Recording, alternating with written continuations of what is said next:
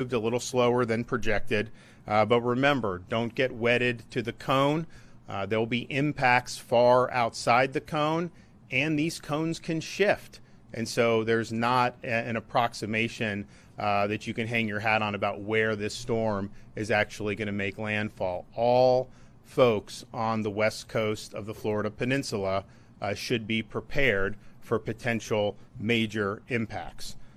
We have made a pre-landfall declaration request from FEMA for support, and the federal government has approved a portion of our request for pre-landfall items, and we expect the remaining parts of our request subsequent to landfall for debris and individual assistance once the storm hits will also be approved. We currently have 51 counties under a state of emergency.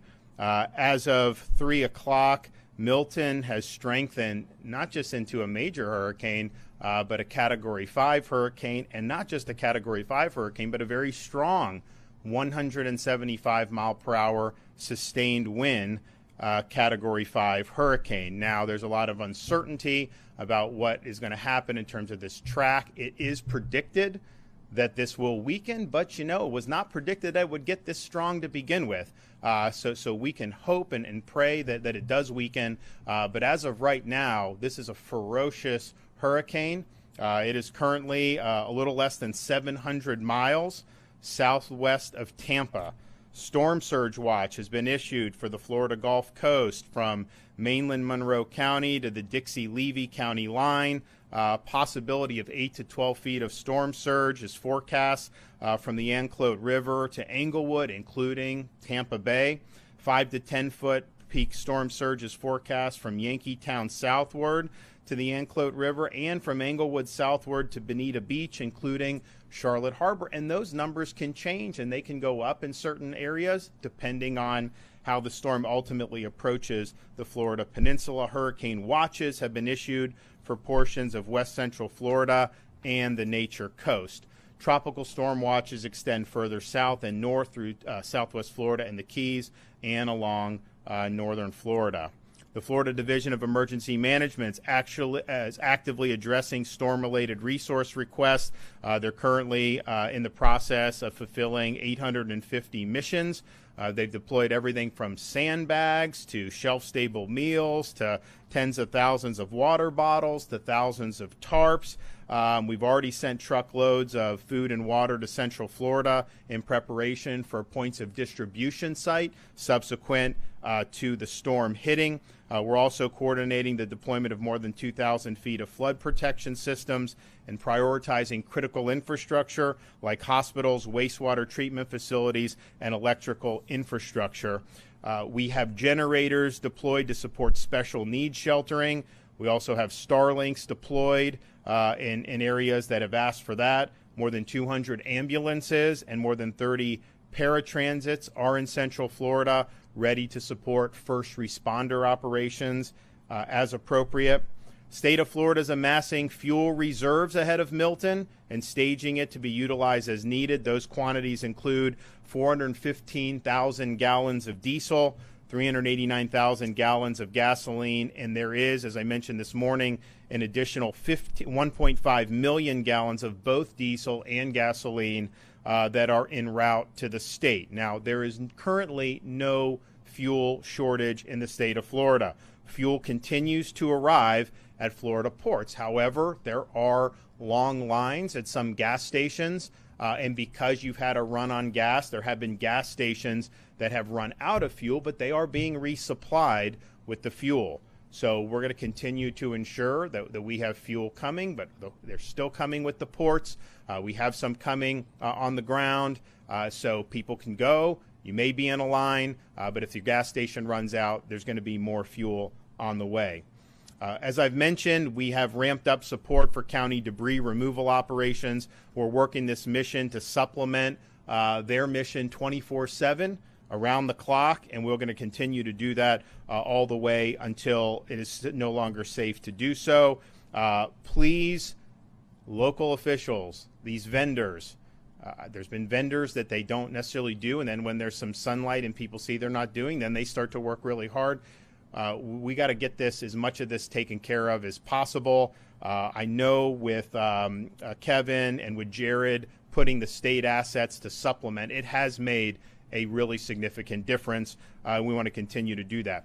Those barrier islands like Pinellas, Manatee that are under evacuation orders, people obviously should heed those. But once that deadline passes, we're still going to have the debris removal operations ongoing all the way until we start to hit tropical storm force winds. So that's all the rest of today through the night, all day tomorrow, most likely into the beginning of Wednesday morning.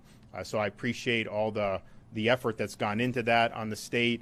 We have deployed just on the state side to assist with the federal, with the local debris mission, over 300 dump trucks to help with debris. And in the last 36 hours, state assets have been able to do 12,000 cubic yards of debris removed from communities and brought to landfill. That's 663 total loads.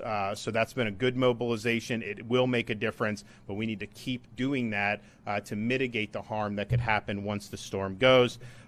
Florida National Guard, State Guard, additional FDOT personnel, and Florida Highway Patrol are all engaged in that debris mission. For the storm, we have 5,000 National Guardsmen that have been mobilized, and we will have, before the storm hits, another 3,000 National Guardsmen that will be on duty. We're also deploying major heavy equipment to assist with debris removal, and of course, National Guard will be a big part of any search and rescue that needs to happen, as well as helping set up our points of distribution. These debris and landfill sites are open, not just from state assets or from the local debris contractors, but for private individuals and citizens. And so if you've got a pickup truck, you get load debris up, we want you to go and do that. I know we've had issues with those sites being closed when they should be open 24. We've opened them when we've seen that, but let's keep this going until it's no longer safe to do so. We're also coordinating the evacuation of pets from Pinellas, Manatee, and DeSoto counties to Walton County's temporary emergency animal shelter. Obviously, we expect Floridians to take care of their own pets, but you've got some of these pets that are in shelters, and we don't want to see them abandoned in areas that are very, very dangerous. We're also delivering a 2,500-gallon water tanker to Suwannee County Animal Control and coordinating veterinary assistance post-landfall for Hillsborough County. So the linemen that are being pre-staged, as is our practice in Florida, we will have over 30,000 linemen.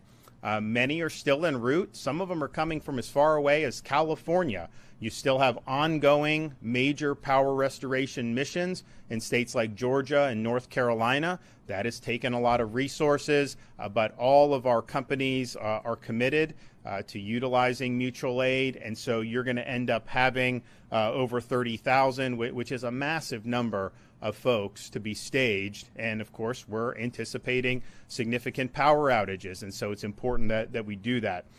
We have hundreds of state search and rescue personnel embedded in potential impact sites along the West Coast to begin immediate rescue operations as soon as the storm passes. We've established a temporary base camp at Tropicana Field in St. Petersburg to support ongoing operations, not just with the current debris mission, but also post-landfall first responder missions. So you should have a plan, and you should be executing your plan, particularly if you're on the west coast of the Florida Peninsula. These evacuation orders have gone out in many of those places. I know more will be coming in areas that have not yet done that. Now's the time to do it. Storm's not going to hit today. Storm's not going to hit tomorrow. We may start to see some bad weather sometime on Wednesday morning, and then obviously we're anticipating sometime Wednesday evening for the storm to make landfall. So please, you do have time to get out, so please do it. Please execute that plan now at this point if you are in one of those danger zones. Gas, I know a lot of people have been filling up their tanks. You have seen some lines in places. I mentioned the fuel. Massive amounts of fuel are being brought in. but make sure you don't want to get caught on an interstate if you don't have gas in your tank. That's not going to be good, especially when so many people are using that. Some people may not know their evacuation zone. If you want to know your evacuation zone, go to floridadisaster.org/know to determine if you were in an evacuation zone. Obviously, a lot of people in the Suncoast part of Florida just went through Hurricane Helene. We saw a lot of storm surge, so I think most people have a good sense of that, but maybe not everybody knows that. So floridadisaster.org/know. Again, keep your eyes out, keep your ears out for any of these evacuations. I know a lot of the counties have already issued that. I think you're going to continue to see some more evacuations. Already we have Charlotte, Citrus, Hernando, Hillsborough, Lee, Manatee, Pasco, and Pinellas that have issued mandatory evacuations for some of their zones.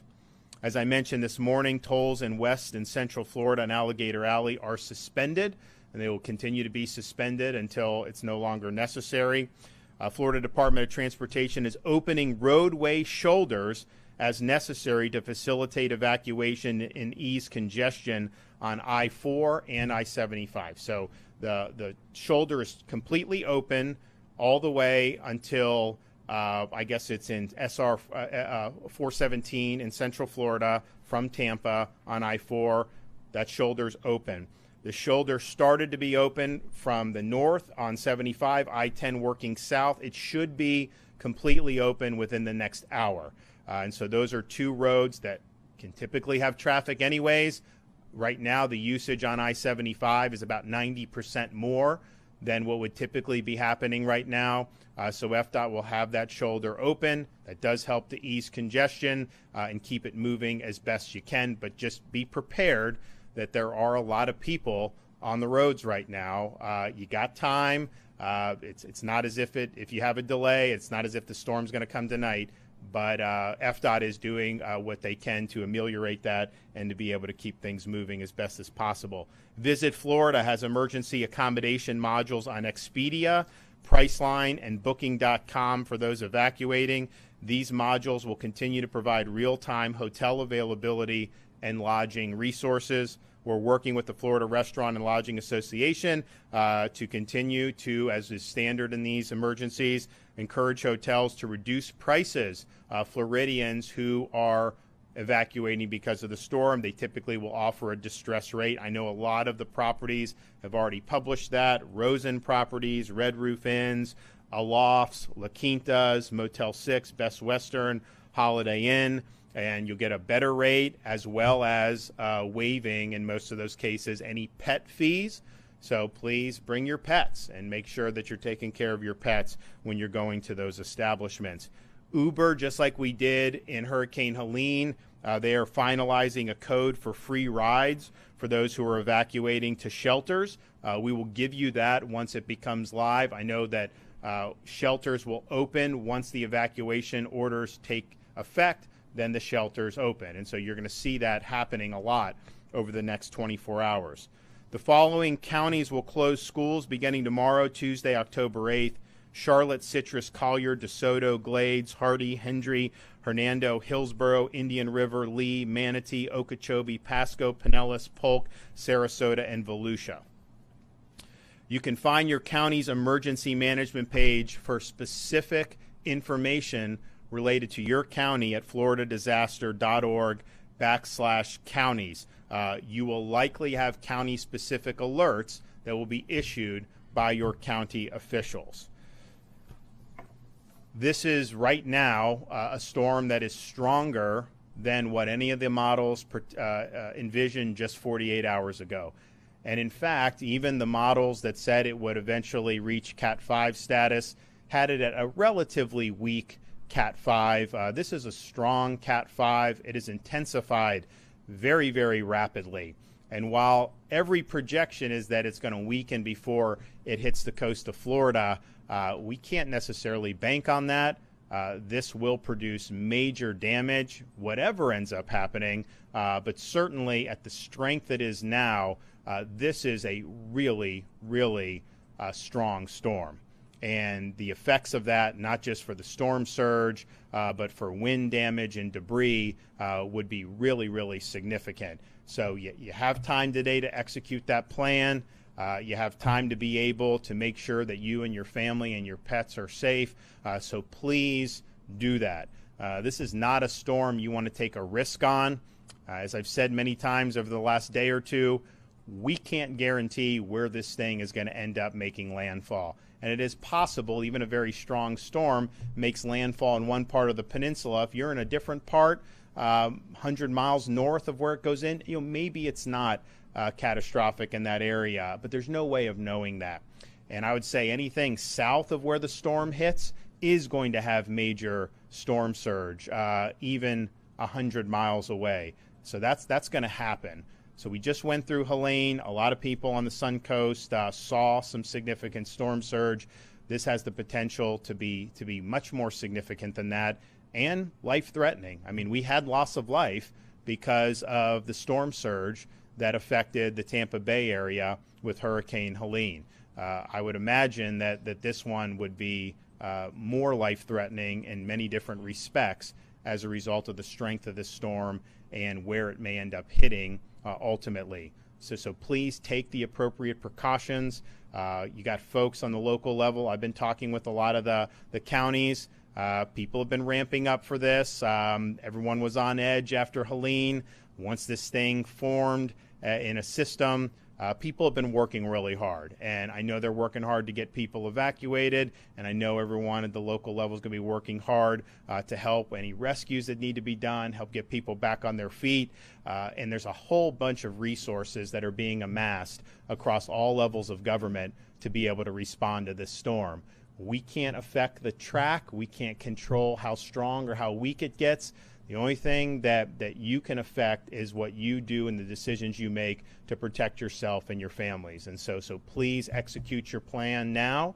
We'll hope and pray for the best, but we have to be prepared and we have to expect a major, major impact in the middle of this week. Okay, Kevin?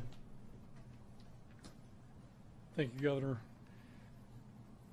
Always appreciate the governor's trust in the state emergency response team to get the job done and ensuring that we have all the resources we need as the state braces for yet another hurricane. As the governor's mentioned, we are fulfilling more than 850 mission requests. This afternoon, residents should be finalizing their disaster plans, and if your county calls you to evacuate, you need to do so.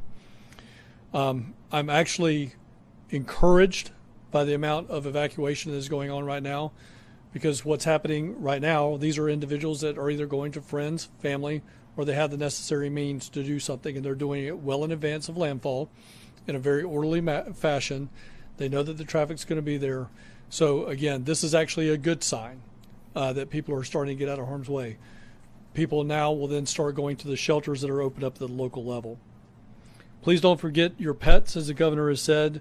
Make sure that you have make sure you have supplies for your children, senior citizens, and people with access and functional needs in your home. If you have a person with access and functional needs in your home, you should have registered with the Florida Special Needs Registry at floridadisaster.org/SNR to provide that information to local first responders ahead of potential storm impacts. Those who live in the evacuation zone and depend on medication or electricity to use medical devices, please listen and evacuate now. If you lose power, there will be no way for you to use your medical devices. Storm surge values have gone up from this morning from 10 feet to now 8 to 12 feet. We had the visual this morning for those that weren't with us. We put that on the side wall over here of 5 feet, 10 feet, and then of course the roof is at 10 feet, 8 inches. So again, 2 feet above that is what we may experience.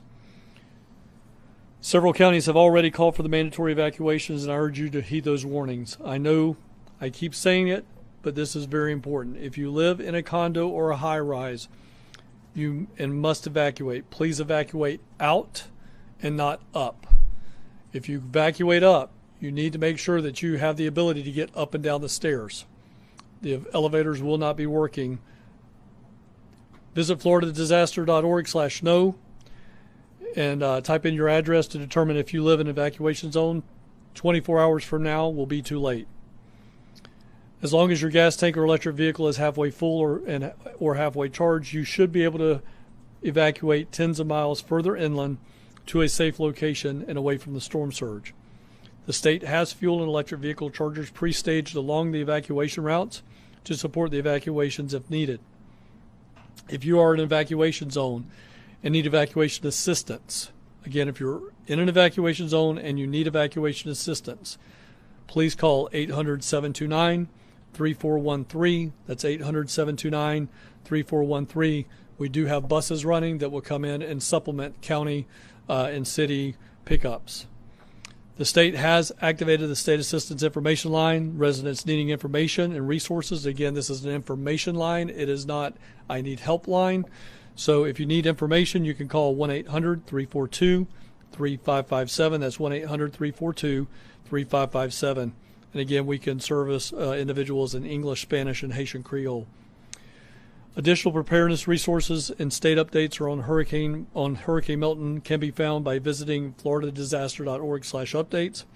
Please make sure for all of the latest information you are following us on X and Instagram at FLSERT, that's at Florida CERT, and Facebook at FDEM.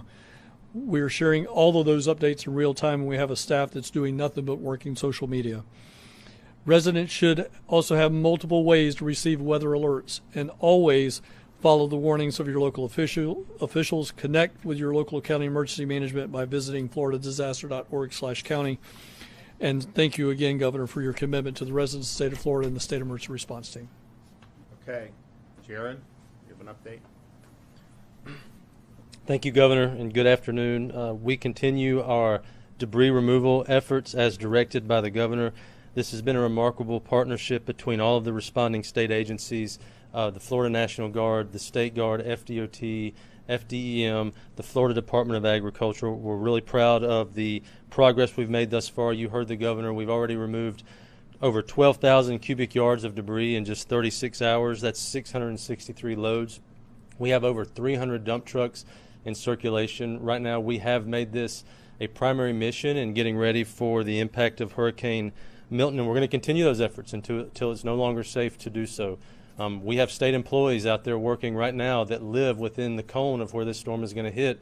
They're removing debris for our local communities. We encourage all of our local governments, all of our local municipalities, please marshal every resource available to join with us in removing this debris before Hurricane Milton hits. Debris contractors, debris vendors, we've heard things about showing up here, not showing up there. We're encouraging you, we're asking you, please bring your resources that are available to the area to remove debris before Hurricane Milton makes impact. We have begun suspending construction on all of our construction projects within the 51 counties that are potentially impacted. We've removed all planned lane closures as part of those construction projects. We have been coordinating with our construction contractor industry here in the state of Florida. They stand prepared and ready to bring resources to the table to respond to the aftermath of Hurricane Milton. As of 10:30 this morning, we have suspended tolls in Central Florida, West Florida, and Alligator Alley to help facilitate those that are evacuating. We've also, since noon today, we've seen people are starting to leave and evacuate. That is a very good thing. Traffic is continuing to increase. Congestion is increasing. We began implementing what's known as emergency shoulder use at noon today. The shoulder is already open on I-4, as you heard from the Governor, from Tampa Bay all the way up to State Road 417 in Central Florida. We're currently opening the shoulder for use on I-75. We started at I-10 in Columbia County. We're working our way south. It will be open within the hour from Tampa Bay, just north of where I-75 and I-4 meet, all the way to I-10 in Columbia County. We have increased the frequency of our Road Ranger Service Patrol. We also activated pre-event contracts for motorist aid. Also, if vehicles stall out, run out of gas, whatever, we need to get those out of the travelway as quickly as possible. Minor incidents, clear the travelways so people can continue to evacuate. Our Road Ranger Service Patrol do provide air, tire changing services, small amounts of fuel, and so our goal is to bring every resource we have to keep traffic moving and help people evacuate efficiently. There have been discussions rumors about something called contraflow. We do not reverse the flow of traffic on our interstates in the state of Florida. This is very important to understand. We need that interstate system for emergency responders, for staging of assets and resources, for residents to continue to move around. You've heard how evacuations happen here. It's get out of the storm surge area, get to a place of safety. We need access to remain for all of our facilities. We use what's known as emergency shoulder use. We used it during Hurricane Irma. We used it during Hurricane Ian. It worked very well. There will be several hours of congestion. Traffic is going to be bad while people evacuate, but this method works, and we're going to continue facilitating those evacuations as people get to safety. There's been a lot of rain. The ground is saturated right now with the forecast. This storm is forecast to be a hurricane all the way across the peninsula. We expect it to be a very large vegetative debris event. We're staging our resources and our assets for cut and toss and roadway clearing. This is going to be one of our primary missions after the impact of the storm, so that the search and rescue life safety mission can go unimpeded. Also, with our coastal facilities, with bridges, low-lying roads in coastal areas, also bridges and low-lying roads on rivers, streams, creeks, inland. We're going to be paying very close attention to those. We have our bridge inspectors already staged. We're going to have our damage assessment teams out there as soon as the storm passes through. We will assess damage as quickly as possible and begin to effect emergency temporary repairs immediately after the storm passes through so that people can move around. We've staged over 1,000 generators, nearly 70 pumps to respond to this storm, and we are ready to go. We've been in very close coordination with our seaports and airports, specifically with Port Tampa Bay, which is a very important port with regards to fuel. They've continued to receive shipments of fuel. The fuel terminals have continued operating, and getting that port back open as quickly as possible after the storm passes through is definitely going to be a priority. Our 2,000 FDOT team members are committed. They've been activated since Hurricane Helene. They're going to remain activated through Milton, and they are going to be here 24/7 to support our communities and respond to this event.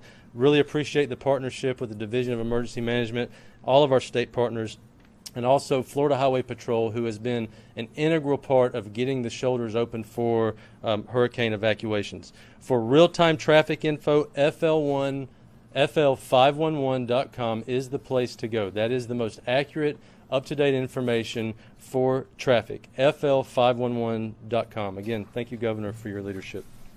Dave? Thank you, Governor. Dave Kerner, honored to be here on behalf of the Florida Highway Patrol, and it's an honor to serve Governor DeSantis, but more importantly, I would say we appreciate, Governor, the ability that and the way that you empower us as agency heads to work together with our fellow agencies here in the state of Florida. I can assure you here in the Emergency Operations Center, all of the operational agency heads and departments are here working together.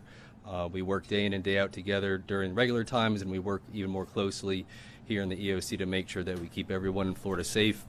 I'm going to give a brief overview of how the Florida Highway Patrol is fully activated and fully engaged. All nearly 2,000 state troopers are playing some important role in the evacuation process and also the debris removal.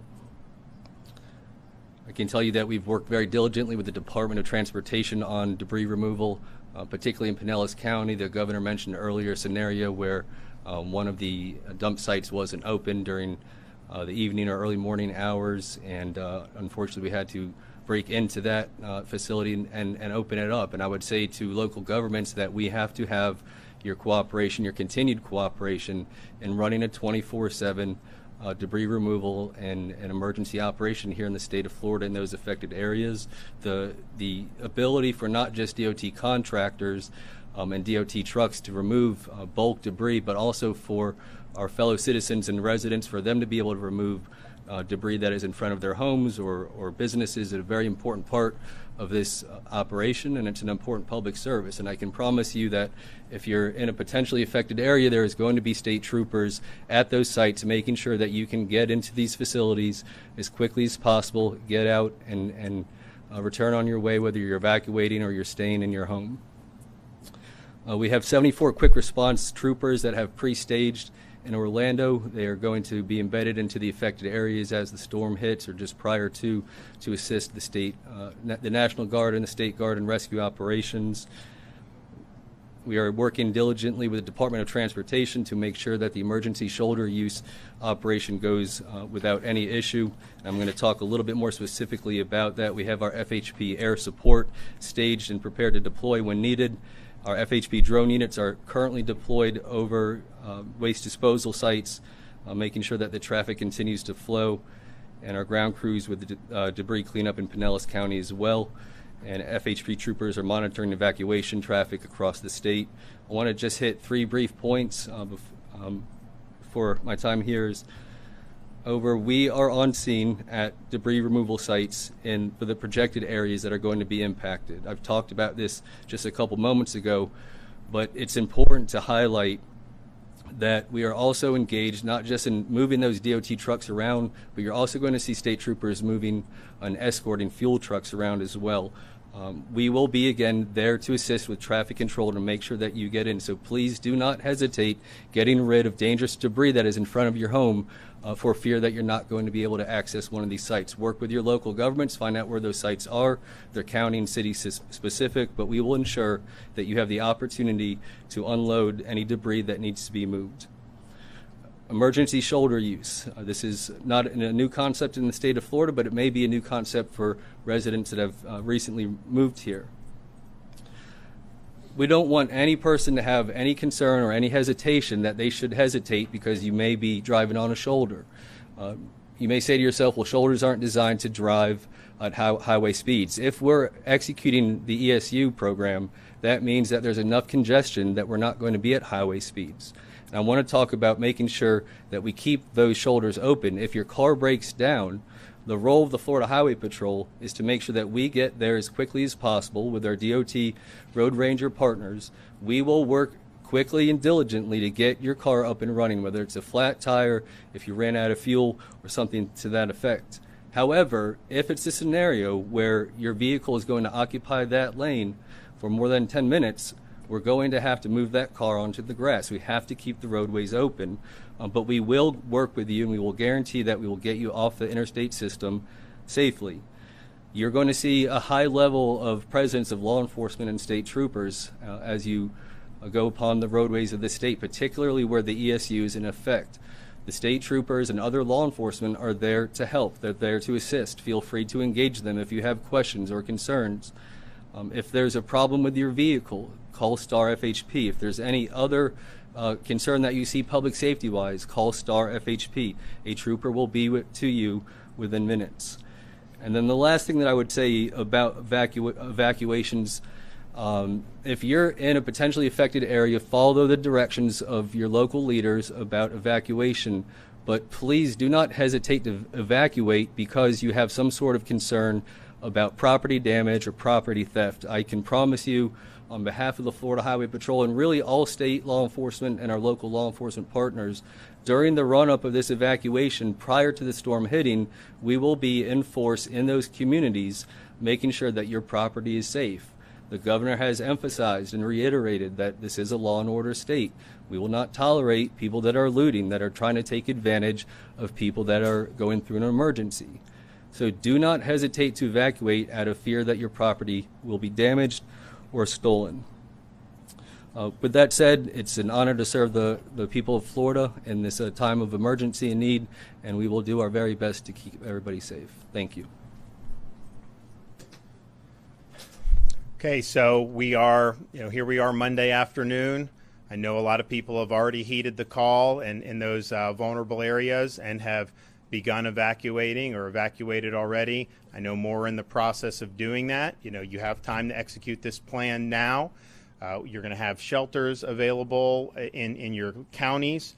You do not need, we talked about using the shoulders on 75 and I-4, and obviously FDOT's going to be happy to do whatever we can to facilitate that, but you don't need to evacuate hundreds of miles. There'll be shelters in your county. Every county has a pet-friendly shelter, special needs shelter. We also have hotels, friends' houses, family members who may be in areas that are not susceptible to storm surge. Those are all viable options. And so don't think, because there's some people that especially some of the elderly. They're like, do I really want to get on the road and be on the interstate for 150 miles in bumper-to-bumper traffic? And the answer is you don't need to do that.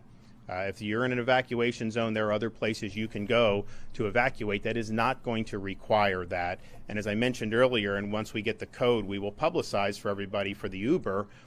When counties under a state of emergency, when they do evacuation orders and they open shelters, you're going to be able to get Uber rides to go to the shelters as well. So not everyone has an ability necessarily to be driving a car right now. We understand that. So we're working on, and I know Kevin has worked with localities when they've requested for additional transportation support. But you have time to execute your plan now, but you got to do it now. We are going to have, probably tomorrow, there'll be a lot more work that's going to be done in preparation.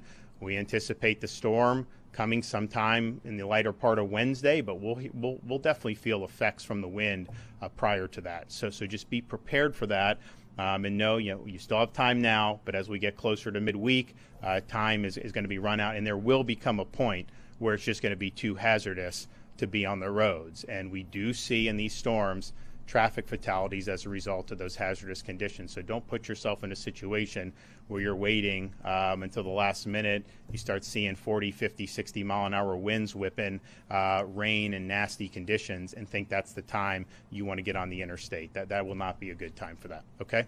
Governor, there's some reporting out there from Matt Dixon that you declined a call from the vice president. Is that true? And why? No, I didn't know she called me. I saw that, but I was not aware of that. Have you spoken to the president at all? I mean, at this point, it seems like... So the president has approved what we asked for.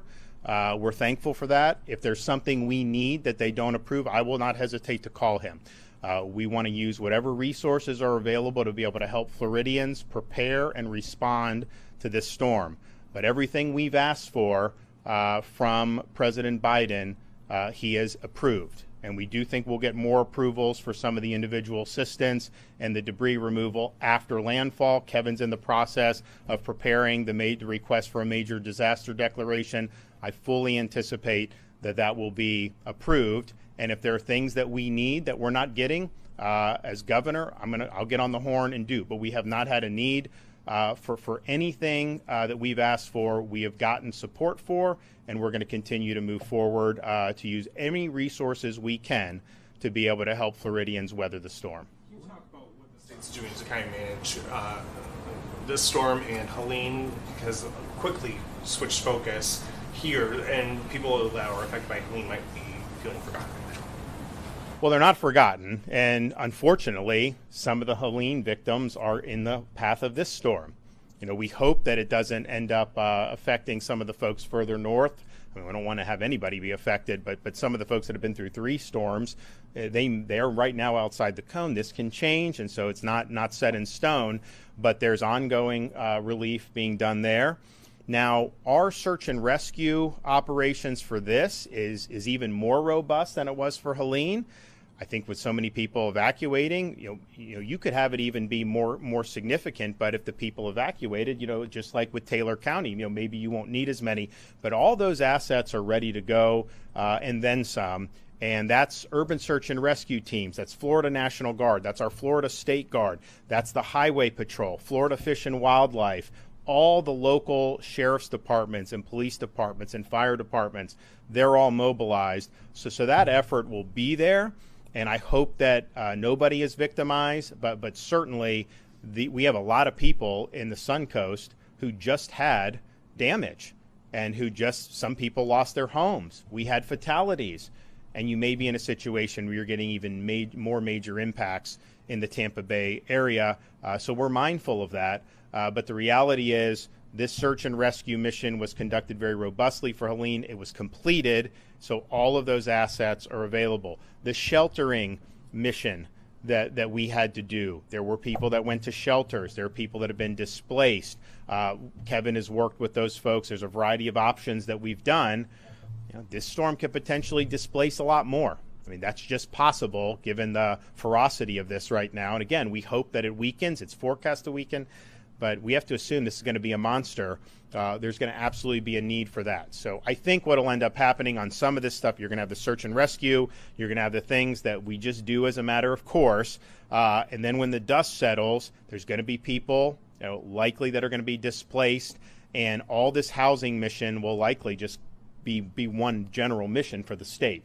If you need a trailer, we're not going to discriminate between Helene or that. I mean, wherever the needs are, we're going to go and meet it. But obviously, it's more challenging when you have a Category 4 storm hit, and then this will be not even 2 weeks, 1 day shy of 2 weeks, where you have this one hitting.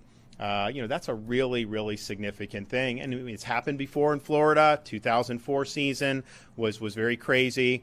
And there are some similarities to that. But the reality is we're just using whatever we need to do. We're going to put the resources on. But there are more, I think Kevin, there are going to be more staged for this than were for Helene. And Helene was a really robust response. And you didn't hear as much about Florida after a day or two because a lot of the focus was on some of these other states. So that was robust. We knew it could be major, and it did have major impacts.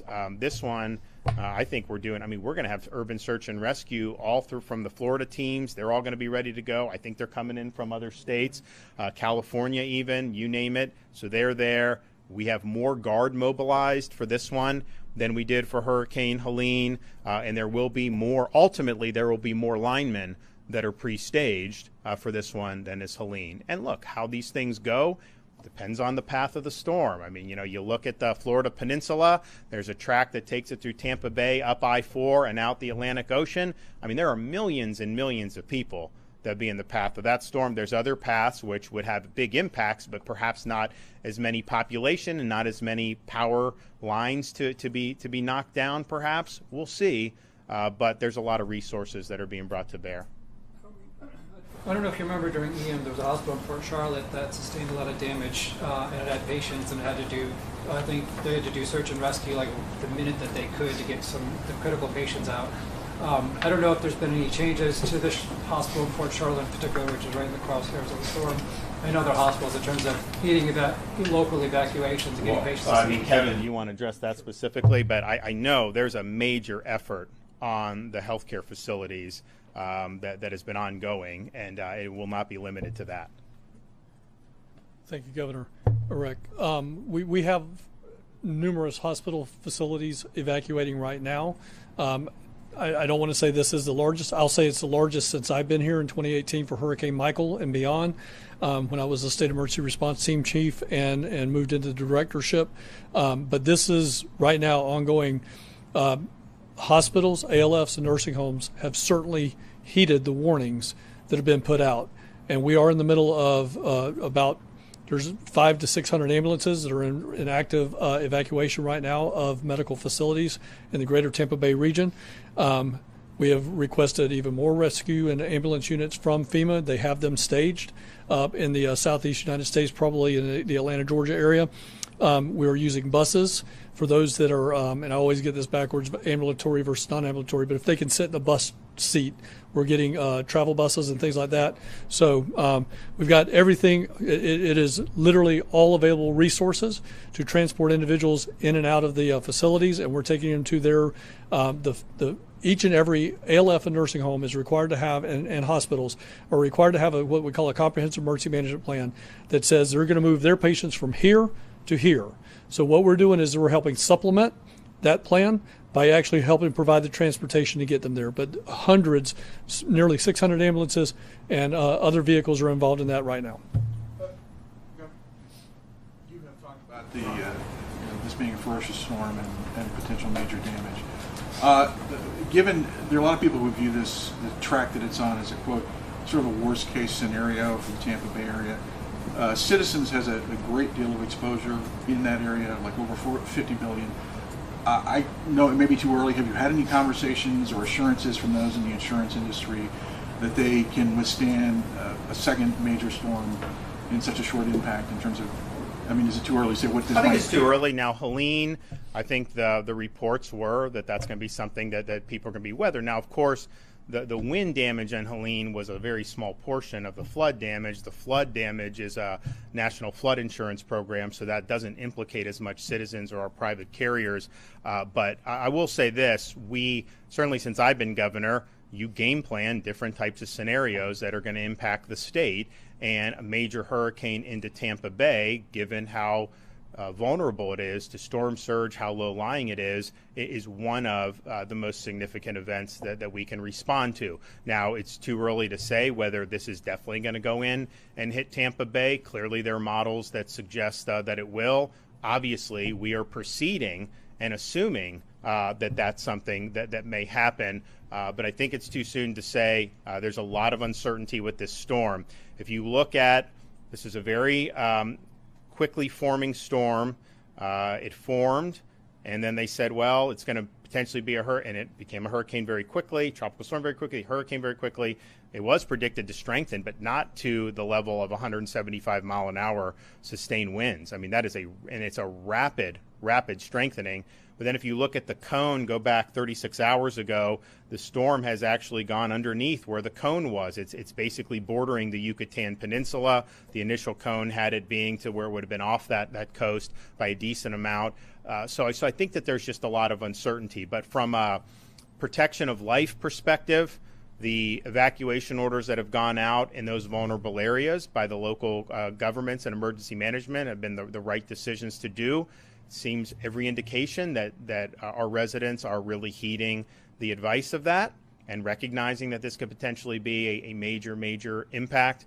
And then the response and the assets that have been marshaled are being marshaled commensurate to the threat that it poses to the state, but particularly to that region. A White House spokesperson said that you turned down calls from both Biden and Harris. Are you saying you're not aware of that? And if so, how are you not aware of that? So Biden called me a couple days ago with Helene when I was on the helicopter. I didn't have any issues. They had helped us with what we've done. I'm not aware that he's tried to call since then. Certainly hasn't called my phone, so I don't know quite where they're getting that information. At the same time, we got the approvals that we need. If there's something else that we need, I'll hop on the phone very quickly, whether that's the FEMA administrator or the president, and we will press the case to be able to get approvals for what we need in Florida. But we have gotten approvals for everything that we've asked for. Code in this area? I didn't know that she had called, so I'm not sure who they called. They didn't call me, and their characterization of it was something that they did. It wasn't anything that anybody in my office did in terms of saying that it was political.